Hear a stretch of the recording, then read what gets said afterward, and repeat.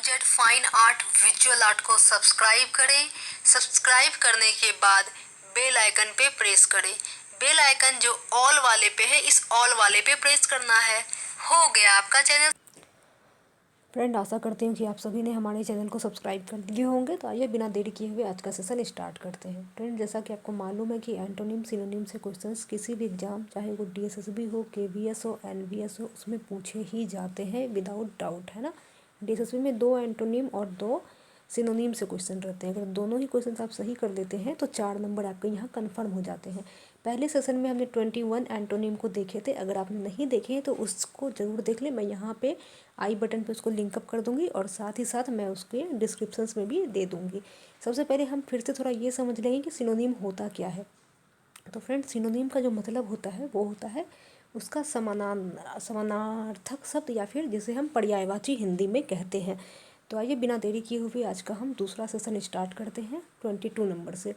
22 number है affectionate, जिसका synonym हो जाएगा डिवोटेड, फ्रेंडली एंड काइंड, जिसे हम हिंदी में स्नेही कहते हैं।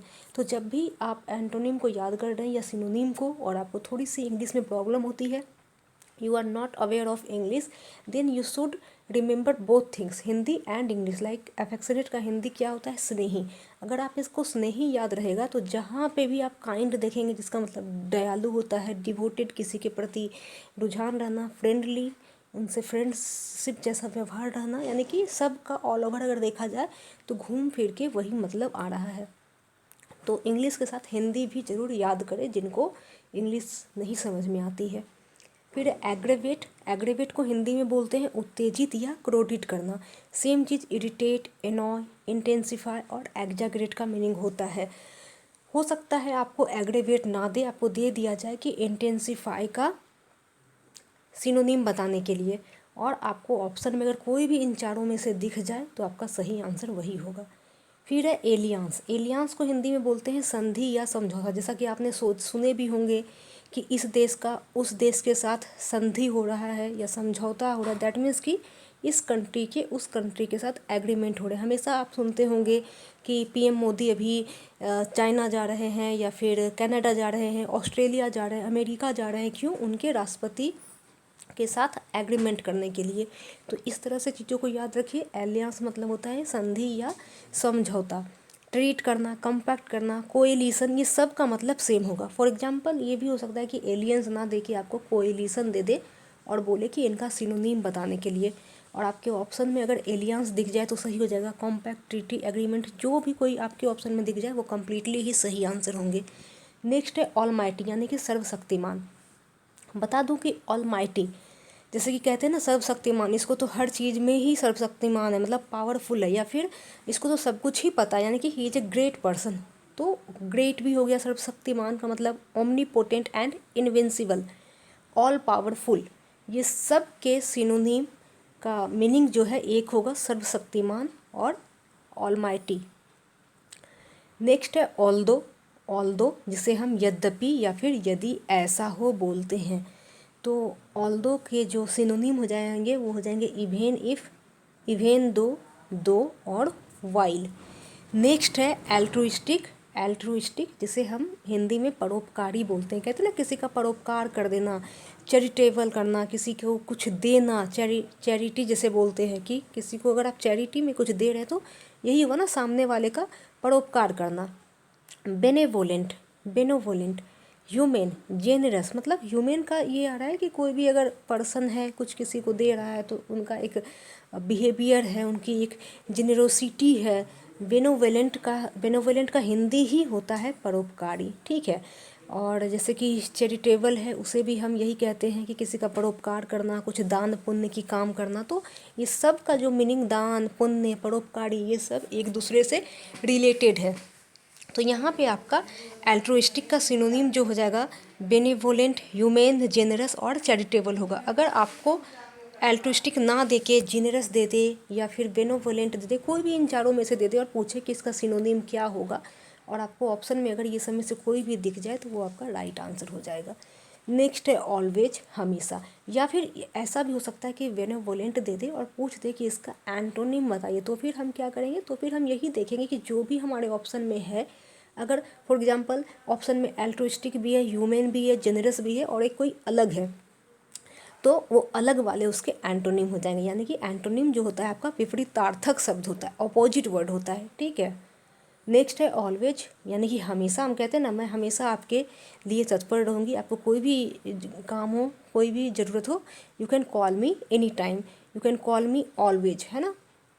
तो इसका सिनोनिम हो जाएगा ever, ever more, for ever, without या फिर एक्सेप्शन। जैसे कि विदाउट बोलते हैं ना, किसी भी बेहिचक, बिना डीले किए हुए, बिना कुछ सोचे समझे तुम किसी भी टाइम पे हमें फ़ोन कर सकते हो, आप किसी भी टाइम मेरी मदद ले सकते हो। यानी कि यहाँ पे विदाउट भी आपका हमेशा के लिए उपयोग हो रहा है।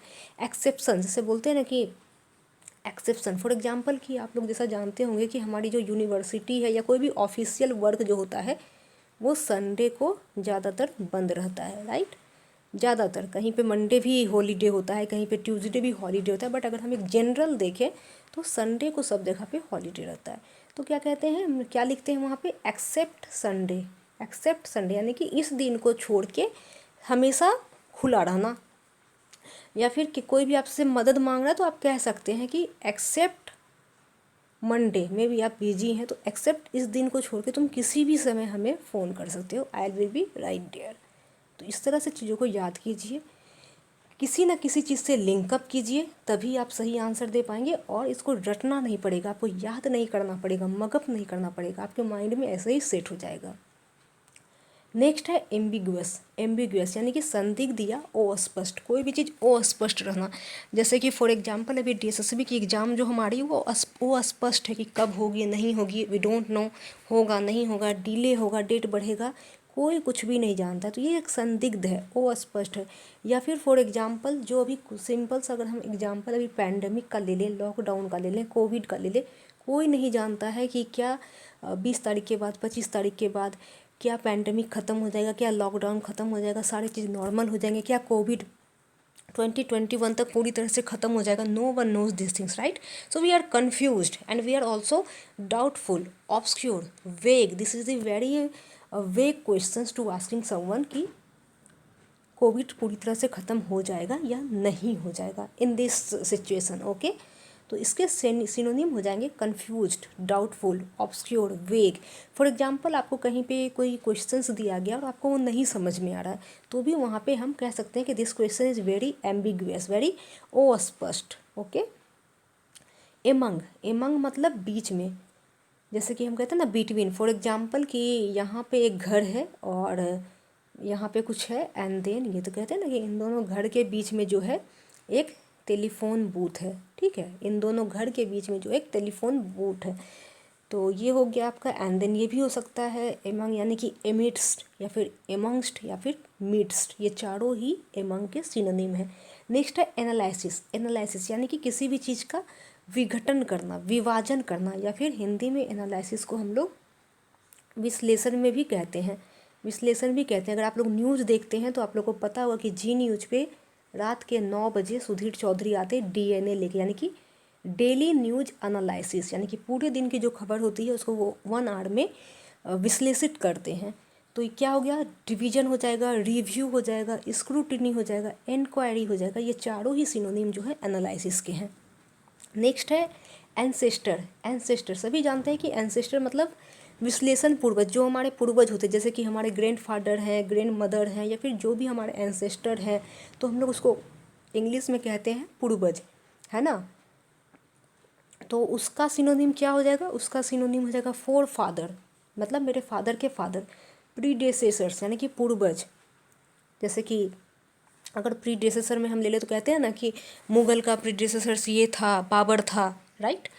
एंटीसीडेंट और फोर रनर या फिर फोर रनर, ये चारों ही आपके सिनोनिम हो गए किसके, एंसेस्टर के।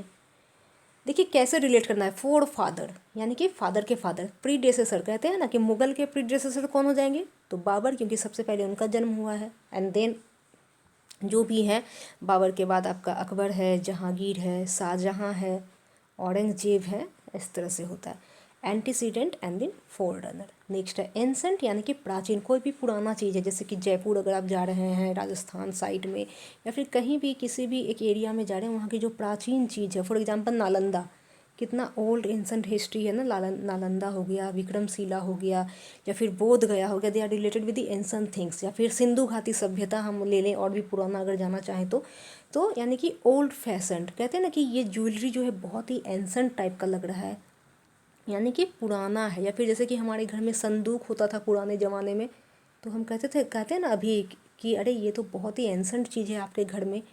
तो ऑब्सोलीट, ओल्ड फैशन्ड, एज्ड या फिर आउट ऑफ डेट, ये सब चीज़ को हम हिंदी में प्राचीन बोलते हैं, या अगर ईजिली समझे तो एंसेंट कहते हैं। नेक्स्ट है एनोनिमस। एनोनिमस यानी कि गुमनाम, किसी चीज़ का पता नहीं होना। नेमलेस, अननोन, जैसे कि फॉर एग्जांपल अगर इसे हम पैंडमिक से जोड़े तो आप लोग को मालूम होगा कि बहुत सारे अभिनेता, अभिनेत्री, इवन नॉर्मल पर्सन भी हैं जिन्होंने डोनेट किया है।